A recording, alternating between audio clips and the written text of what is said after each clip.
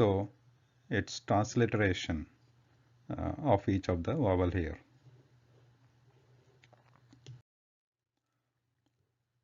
To produce or pronounce a sound which is on the Sanskrit alphabet chart, two important things we need to know. One is the position, other is the actuator, or it is also known as instrument. Position is the place where we are trying to stop the air or the breath in the oral cavity in order to pronounce that sound. And the actuator is the part of the tongue using which we are trying to block or constrict that breath at that position. So there are 5 such positions in the oral cavity for different sounds. Starting from the back side, the first one is guttural. So at this place where the sounds which are supposed to be originating from this place use back of tongue as the actuator to block or constrict the air at that position. The next position is palatal or the palate. Now at this place, the sounds which are supposed to originate from this place use the top portion of the tongue or the flat portion of the tongue to block or constrict the air at this position. The next part, which is cerebral or cerebra, so at this position, the sounds which originate from this position use the tip of the tongue with slightly curled backwards to constrict or stop the breath at this position. The next position is the back of the front teeth. So these sounds are called dental sounds, and to pronounce these sounds which are dental, we use tip of the tongue to press against the back of the front teeth. The last position is lips. So these sounds are also called labial sounds, wherein we stop the breath or the air passing through the oral cavity at this position using the lips. So there are 5 positions, and there are different parts of the tongue which we use as actuator to block or constrict the air at those respective positions. So now we will see, with respect to the vowels, which are the different positions where this air has to be blocked or constricted, and also the part of the tongue which needs to be used to constrict the airflow at that position. So on this slide, we see the first 6 vowels along with one example of Sanskrit word in which it is used, and also its transliteration, and also an English word where it is approximate sound is heard. The first one is a sound. The diagram below shows the state of the throat, the position in the mouth, and also the shape of the lips or the mouth at the bottom here. The first one is a sound, which is like in Sanskrit word it is ajaha, and in English language an example here is cup. That a sound after the cup, that middle sound that is somewhat equivalent to the sound. So as the diagram shows here, the sound, the throat, which is like a blue color, indicates the relaxed state, and the red color indicates the tense state. So for sounding the throat should be relaxed, and the lips are also in relaxed natural position. And here brown line shows the back of the tongue is trying to constrict the air at the back of the oral cavity there, which is like it is a guttural sound. So when we say everything is natural, relaxed throat, relaxed natural mouth position, and air passing out in a relaxed state. So this is sound. Now the sound is an extension of sound. Here also the second diagram shows here the throat is in relaxed state, but the mouth or the lips are wide open. The mouth is wide open, the lips are vertically open here. So wide open mouth, sound. So this is the sound which we hear in the Sanskrit word asanam, and somewhat like in the English word car. After the ka, after that first ka sound, we hear that ka. So that sound where the throat is again relaxed, something same as this sound, but mouth is wide open. The duration to pronounce this sound is double, or it is supposed to be double of the duration which is used to sound So it is ah. The next one is e sound, where the throat is tense compared to the sound. You can try that saying e and hold that neck with your fingers. You can feel the tension compared to is relaxed. When you say e, the muscles in the throat, they seem to move up. So e. Along with that, this is a palatal sound. So here we are going to move the top portion of the tongue or the flat of the tongue upwards towards the palate, or that soft portion in the upper portion in the oral cavity. But the tongue, that flat portion of the tongue, top portion of the tongue is not going to actually touch the palatal part, but it is going to constrict the air. The airflow is going to be constricted there. So the flat portion is going to move up, but is not going to touch. At the same time, the mouth, as you see here, the lips are stretched side to side horizontally. So when we say E, the lips stretched and the flat or the top portion of the tongue moves up. E. So this is something like the English word, the sound which is heard in the English word lit, the E sound there after the lit. And the example of the Sanskrit word here is ishuhu. And there is a longer version of this same sound E. So when it is pronounced for a short, like a 1 second, it sounds E.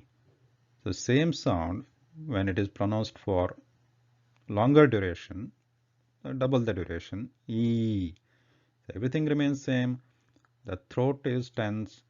The mouth, in the mouth, it is the same position as the E we saw earlier, but the lips are also stretched wide, but only the duration is longer here. The next vowel is U.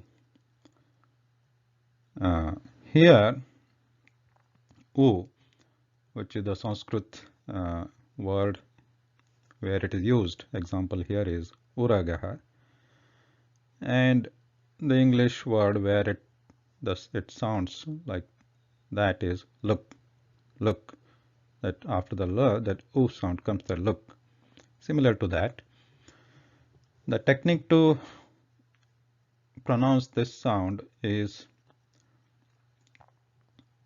the throat muscles you feel that they are tense, something like E. When we are saying U also, they are tense. The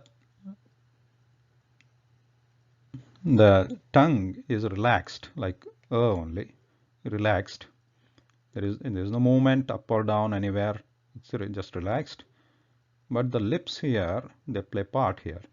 The lips are rounded. They form a small circle here. But the air goes out. The lips should not be closed. There should be a small circle, and the air, the breath moves out. So when we say oo, oo. The next vowel is oo, which is the elongated version of the short oo. The double the duration of oo, which is the same technique, throat tense, tongue relaxed, the lips form short circle, small circle, but duration is double that of the short oo. The Sanskrit word example here is ushmanaha, and the approximate English word where it is heard is like root. Like after the R sound, there is oo sound, root. So that sound, the elongated oo sound, is this vowel here.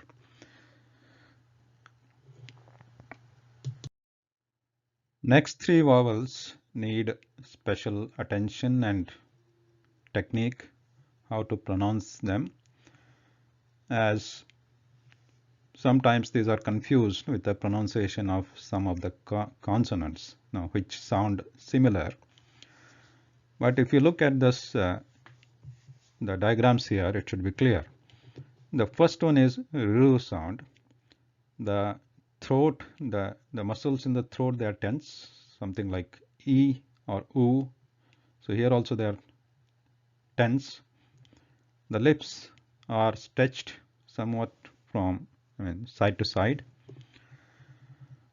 But if you look at the position, it is a cerebral, and the actuator is the tip of the tongue. So tip of the tongue is trying to constrict the air, but it is not touching the part, the top part, hard part of the oral cavity on the top there, which is also called the roof inside the oral cavity. So it does not touch. It almost comes to the touching stage, but the air will still pass freely without completely being blocked. So this has to be kept in mind. So while pronouncing this R sound.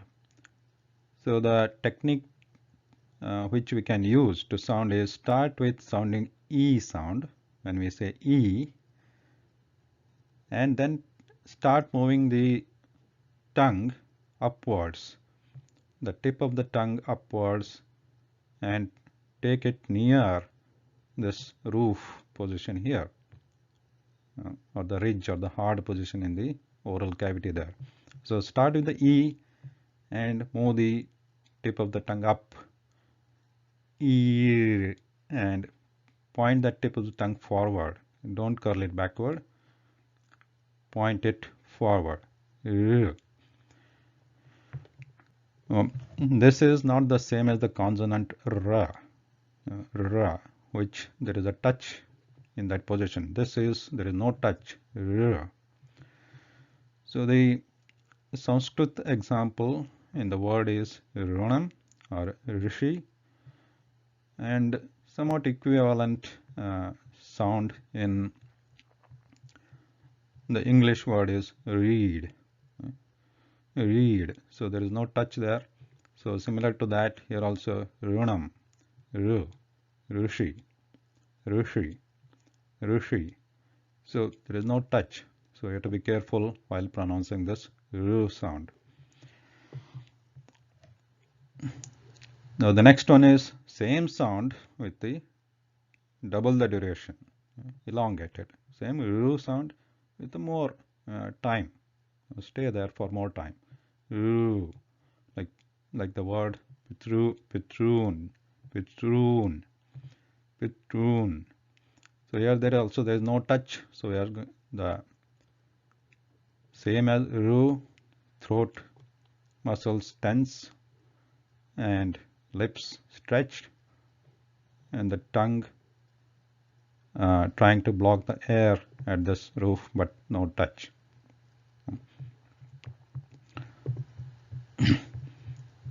The next one, the third one here is the L sound.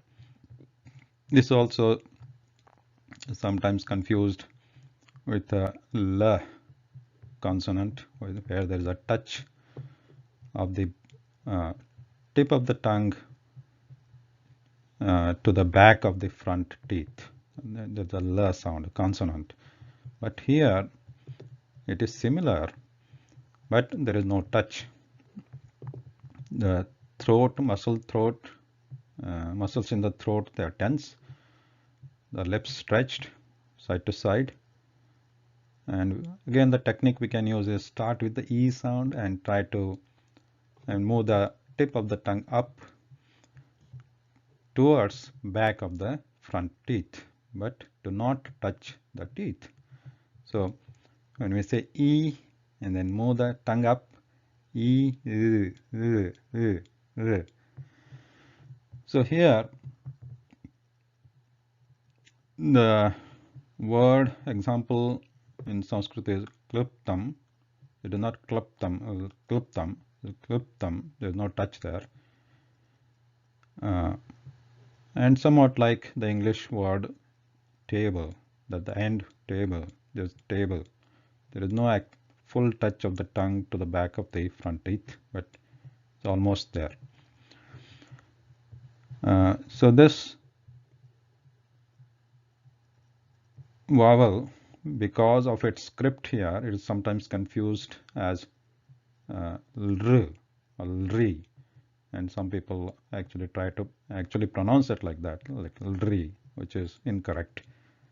It is a vowel and it has to be pronounced like that without any touch anywhere in the oral cavity. The last four are the mixed vowels because they are a mixture of the vowels we saw before.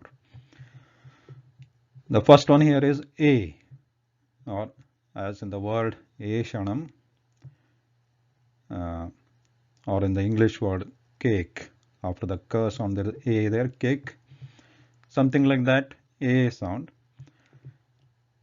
So this is a mixture of A and E. So what happens here is we can start with A and then quickly change it to E sound. So here the muscles in the throat, they are relaxed. In the final position of the lips is stretched side to side like E. So we start with A and quickly change it to E, like A, A, A.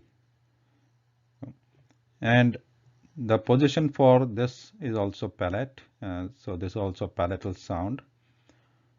The tongue, the top part, just like E, E is also palatal. So the top of the tongue, the top blade, it is very near to the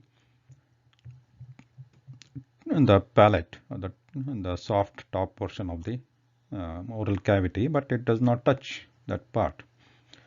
So it is A, A. The next one is I, I. This is a mixture of A and E sounds. So as the picture shows here, the muscles in the throat, they are relaxed. The lips, the mouth starts with A, like the wide open A sound, but quickly changes the state of the lips to E position, like I, very quickly, I, I. So when you do it quickly, instead of I, if you make it slow, it becomes I. But this is a quick sound, I. So the position is same as A or E. The top blade, the blade of the tongue is near to the palate but not touching it. The example in the Sanskrit word is Airavat, and in English word somewhat like light, the I sound after la, light, something like that. Airavat. The next one is O. This is a mix or combination of and U sound, which we saw earlier. Just starting with and changing it quickly to U makes it O. O. Here also the muscles in the throat are relaxed. Just like or U, the tongue retains the natural relaxed position, and the lips are making a small circle. So O. The Sanskrit word example here is ojas, and something like the English sound goat, the O sound after g, goat, O sound.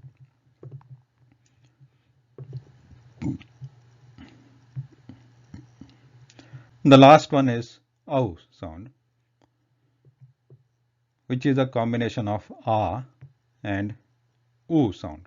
When they are a and u, they are pronounced quickly, then it becomes ow. The muscles in the throat, they're relaxed, and we are starting with a, so start with this wide open mouth and quickly change it to oo position, ow, ow. Again, the throat retains relaxed natural position like a and oo is natural. The Sanskrit word example here is pautraha, pau, that ow sound, then pautraha, and English equivalent sound something like noun, noun, that ow after noun. So with this, we have seen the techniques of pronouncing or sounding all the 13 vowels in the Sanskrit alphabet. Thank you.